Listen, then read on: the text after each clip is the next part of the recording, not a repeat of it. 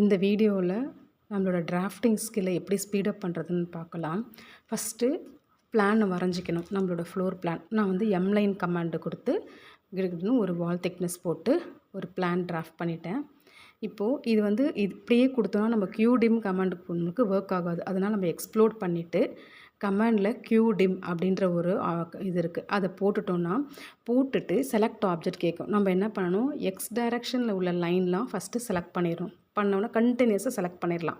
வந்துடுதா? அதே மாதிரி ஒய் டைரக்ஷனில் உள்ள லைன்ஸ்லாம் செலக்ட் பண்ணிக்கணும். பண்ணோன்னா அதோட டைமென்ஷன்ஸும் கரெக்டாக வந்துடும். இது மாதிரி நம்ம வந்து ஸ்பீடாக வந்து டைமென்ஷன்ஸ்லாம் மார்க் பண்ணிடலாம்.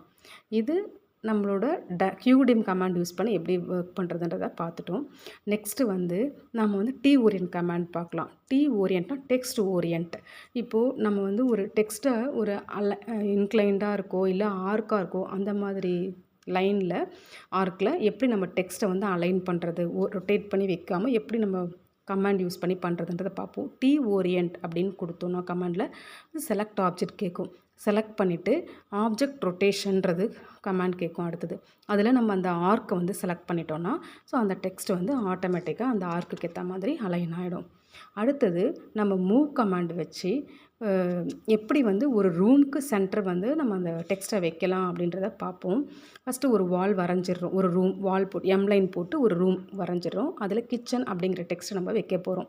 ஃபஸ்ட்டு வச்சுட்டு ரேண்டமாக வச்சுட்டு மூவ் கமாண்ட் கொடுத்துட்டு நம்ம செலக்ட் ஆப்ஜெக்ட் கொடுத்துட்டோம். அதில் கொடுத்த உடனே செகண்ட் பாயிண்ட்டுன்னு கேட்கும். அப்போ நம்ம என்ன பண்ணணும், M2P அப்படின்னு கொடுக்கணும். அப்படின்னா மிட் ஆஃப் 2 பாயிண்ட்ஸ் அது அர்த்தம். அப்போது அது கொடுத்த உடனே நெக்ஸ்ட்டு இதில் என்ன கேட்கும்னா ஃபஸ்ட்டு பாயிண்ட் ஆஃப் மிட்டுன்னு கேட்கும். நம்ம ஃபஸ்ட்டு வால்லைன் செலக்ட் பண்ணிக்கணும், அதோட மிட்டு. அடுத்தது செகண்ட் பாயிண்ட் ஆஃப் மிட்டு கேட்கும், அதோடதை செலக்ட் பண்ணிக்கணும். இப்போ இதுக்கு வந்து எக்ஸ் டைரக்ஷனுக்கு சென்டர் ஆயிடுச்சு.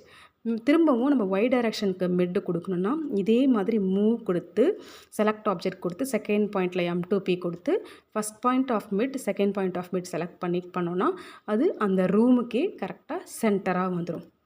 இந்த வீடியோ உங்களுக்கு பிடிச்சிருந்ததுன்னா ப்ளீஸ் லைக் பண்ணுங்கள். அது எனக்கு ரொம்ப மோட்டிவேட் பண்ணுற மாதிரி இருக்கும். தேங்க்யூ.